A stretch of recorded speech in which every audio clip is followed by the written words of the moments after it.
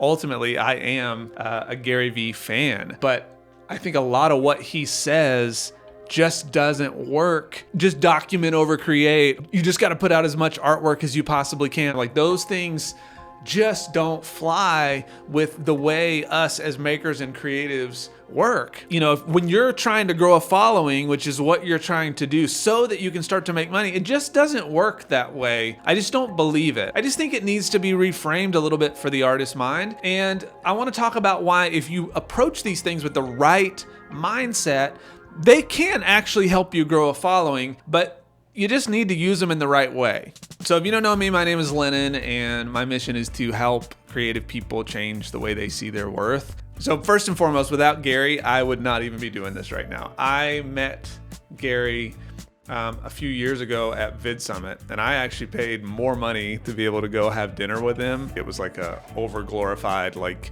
meet and greet situation. But I wanted to just meet him and shake his hand because, you know, I started making content online because of him. He was the first guy that actually inspired me enough to move forward.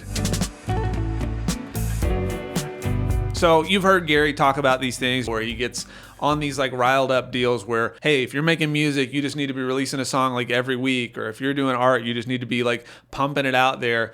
You need to just be documenting yourself and throwing it into the world. And it's like, how many times have you complained about seeing somebody's food on Instagram? What is that? Is that creation or is that documenting? That is just documenting. I can hold my phone up to this lamp over here that you can't see, and that is documenting. I don't think that documenting over creating makes any sense at all when it comes to growing a following, because it doesn't give context to the viewer enough to allow them to be excited about what you do and enough to feel like they can relate to you as a person. You got to bring them into the conversation. You have to give them context as to what you do and why you do it. Gary never did that, like with Wine Library and all that early stuff. You know, he built that off of creating something. He made something. He had a very specific person in mind when he started documenting himself for entrepreneurial people. Did it blow out further than that?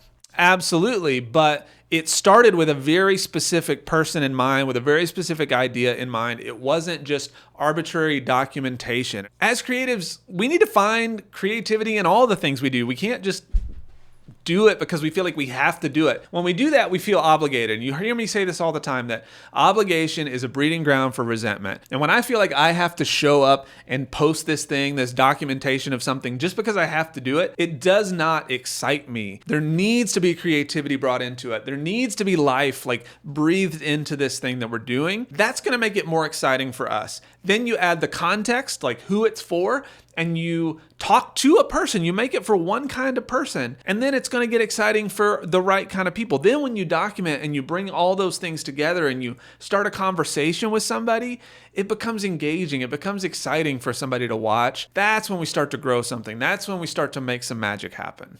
I want to touch on this idea of just putting out as much as you can. You know, I've heard him say, go out there and just make as much art as you possibly can. Just if you're a songwriter, you need to be like posting a song every week. You just need to be pumping it out. We do this to ourselves as artists and creatives. We immediately go to Patreon. We immediately go to Etsy. We immediately go to Spotify and expect that these places are going to be the places where we make a lot of money. And how much do you make off of each of those things? From fractions of a cent to like low dollar amounts. You are worth more than a couple of dollars per piece. Like, you are worth more than that. Your value is higher than like $3 a unit. I'd much rather you be able to make, you know, one thing that costs $500 or $1,000 than try to make, you know, I don't know, 50 things that cost $10. And I know that's not correct math, but you get what I'm saying, right? Do we need to be consistent in showing up? Yeah, we do, right? But that's where this idea of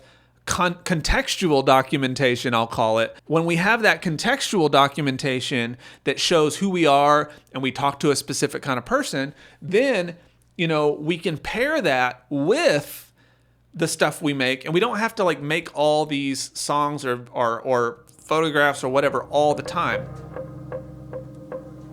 So here's what I think we need to do. I think we need to find a balance of showing ourselves, documenting ourselves, and then showing our creativity, showing our creation. So being creative, right?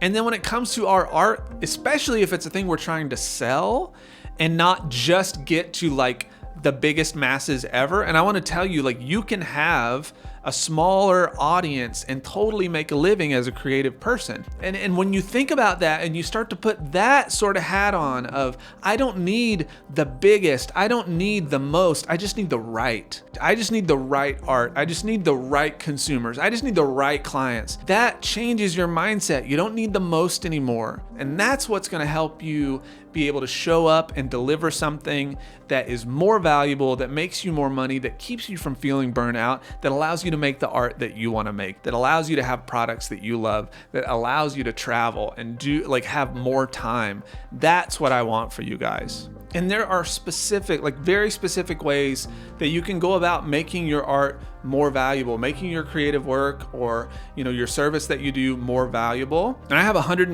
masterclass that you can get for free. So you'll learn how to define your audience. So you're talking to the right person when you're on social media, your website, all that kind of stuff. And then you'll learn what makes something valuable. So you can make you and your art worth more just by understanding this principle. So again, check it out at makeyourartvaluable.com, and I will see you guys in the next video.